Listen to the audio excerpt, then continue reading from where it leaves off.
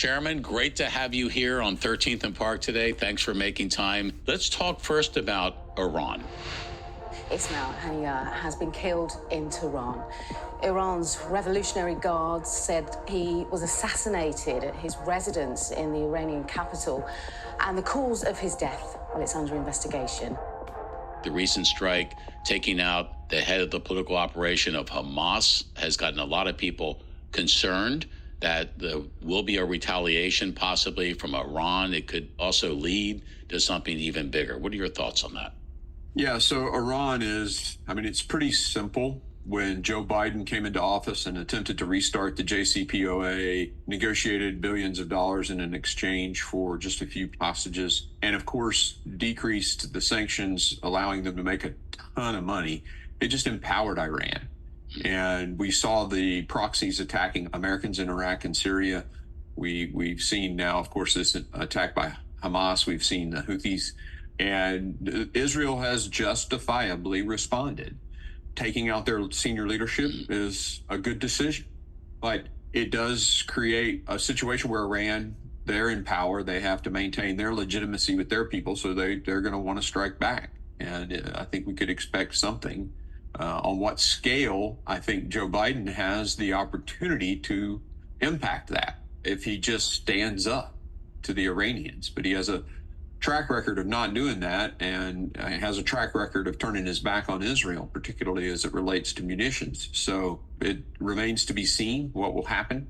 But clearly, I think we're sitting on a knife's edge here. Do you think that the Iranians, not that you're speaking for them, have a rooting interest in this election for president? Oh, very clearly. They don't want Donald Trump. Donald Trump took out Soleimani, took out Baghdadi, although Baghdadi was ISIS. He's seen as strong on Iran and favorable to Saudi Arabia. Interestingly enough, if you look at the balanced power in the Middle East, the Sunni versus the Shia axis, clearly Donald Trump will favor the KSA, Jordan. Israel kind of is lumped into that axis. And all of the pro-Palestinian stuff, I can assure you, in these pro-Palestinian rallies where they're tearing down American flags and burning them, there's nobody in that group voting Republican. Yeah. So they're staunchly behind Kamala Harris. So you had a very unique experience, unique to the point where you wrote a book about it with the former dictator of Iraq, Saddam Hussein. What was it like being in that room that night with someone that America sought with such fervor and with such kind of a cause célèbre when he was captured? I like to say it like this, somebody wins the Super Bowl every year, and you imagine being a part of an elite team, training for a game, and you win the Super Bowl chain. You're the best of the best. That happens every year. I was a part of an elite team, the best of the best in the U.S. military and the world, really, that captured Saddam Hussein, the dictator who killed probably well over 1 million people when you add in the Iran-Iraq war and all of that. We never got Hitler. We never got Pol Pot. We never got these dictators of history, but we captured Saddam Hussein and brought him to justice. And I got to fly on that mission and then spend 6 hours with him that night. So when I walked into the room, I was on cloud 9, as you can imagine. And Hussein was incredibly charming. I remember during the interview reminding myself, Mark, don't become enamored with this guy. He would kill your family for even a false confession. Right. But just really charming. And of course, the electricity of the moment being a part of that. Recently, I saw that DSS has identified the current threat environment as extremely dangerous, both in terms of terrorism and extremism. What is that reflecting? And is that something that could grow even more worrisome for us moving forward? Well, of course, as we support Israel, that puts the target back on our back. Of course, countries like Iran and the fundamentalist jihadists, they see America as the big Satan and Israel as the small Satan. So we're ultimately the barrier to what is actually written into the Iranian constitution. People should go read this. The Iranian constitution basically states that the purpose of the nation is jihad the world, and it effectively says not until everyone says there's one God but Allah, there are enemies. You open the border wide open. That creates incredible risk for us for infiltration. You look at the ISIS guys who were just recently captured, are arrested in New York, 8 of them. They were plotting an attack. They crossed our southern border. 3 of them used the CBP One app to cross at a crossing site. What Alejandro Mayorkas has put together for our southern border, it just basically flung the door wide open and put Americans at tremendous, tremendous risk. This is our greatest national security threat to this country. We know thousands, tens of thousands, hundreds of thousands have died to fentanyl and crime, and this program that they put together to bring people directly into the United States. A 15-year-old girl raped in Massachusetts by a Haitian who came here illegally, trafficked by Alejandro Mayorkas's program. We are at the greatest risk we've been at in decades, all because of the self-inflicted problem at the border. Is there any short-term fix for this? We're sitting here, we're talking to each other in August of 24. Even if there's a change in administration, the new administration doesn't come into play until the first part of next year. That's another couple months of the border being exactly what it is right now. Yeah, so this administration has already shown that it's willing to defy the laws passed by Congress. Congress doesn't have its own police force. We can't go down there and man a post and guard our border. We pass laws and we do oversight. And so there's nothing really we're going to be able to do until the end of the year. We tried to pass H.R. 2.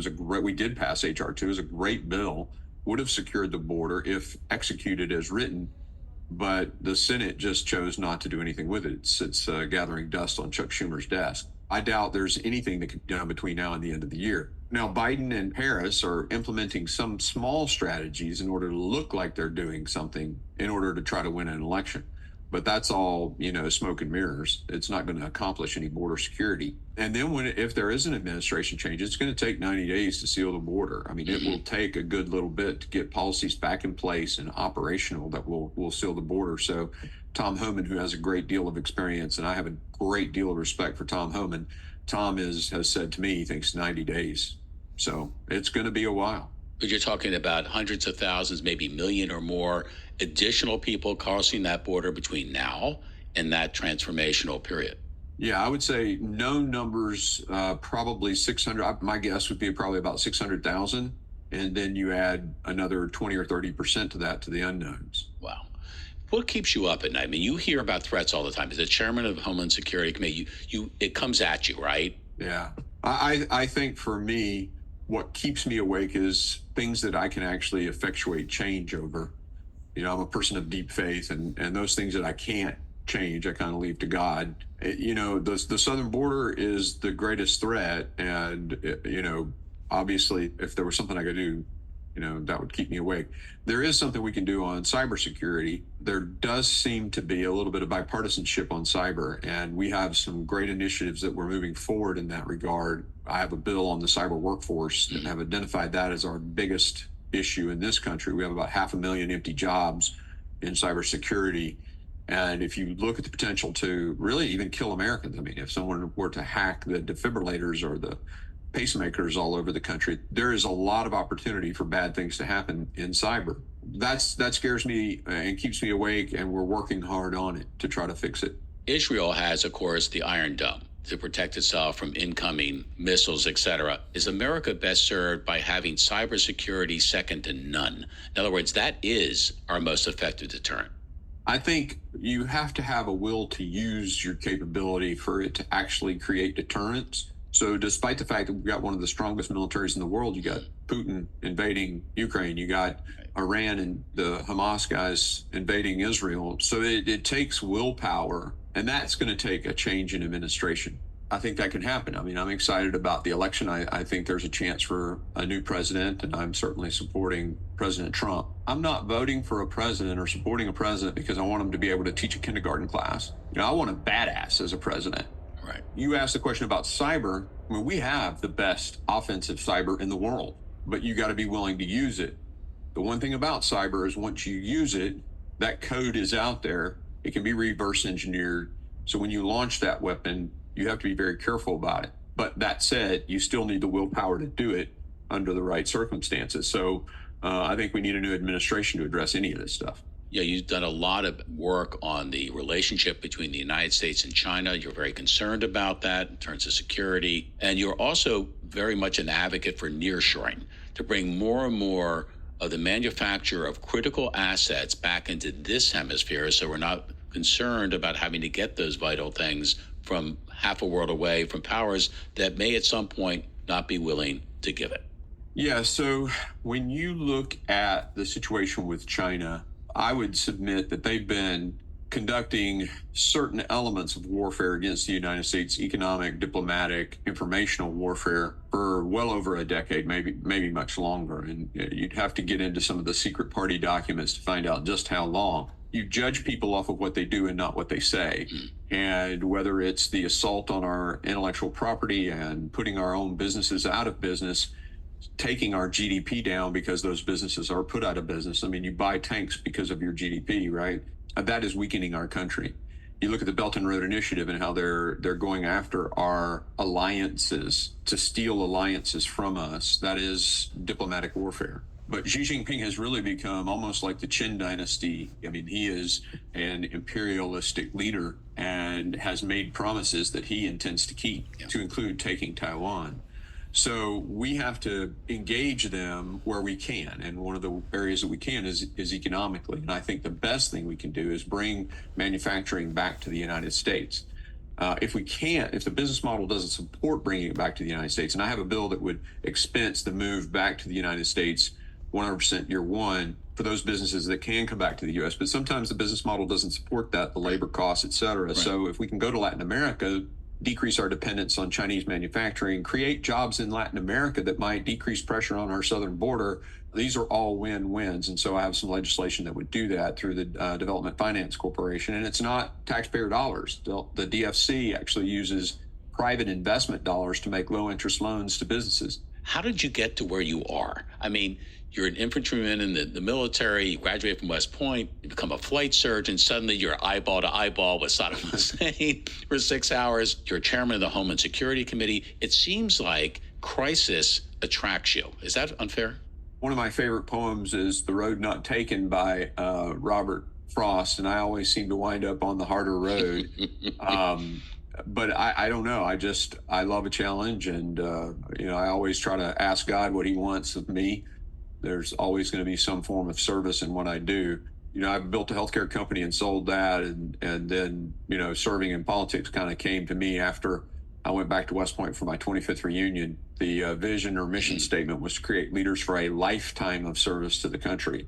So that motivated me, and I ran for a state senate, did that job, and then came to the Congress. I love America. Ultimately, I love our country, and I'll do whatever it takes to see freedom.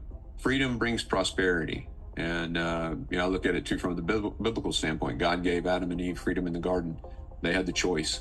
And so man should have the choice, and nation states should not interrupt that. Well, as West Point taught you, a lifetime of service. I hope it's a long lifetime for you, for the sake of this country. Thank you for everything you're doing to keep us safer, to remain vigilant, and for having kind of an abiding faith in America to be able to find the right path, Robert Frost or otherwise, to find the right path to take. Thank you. Thanks for being with us.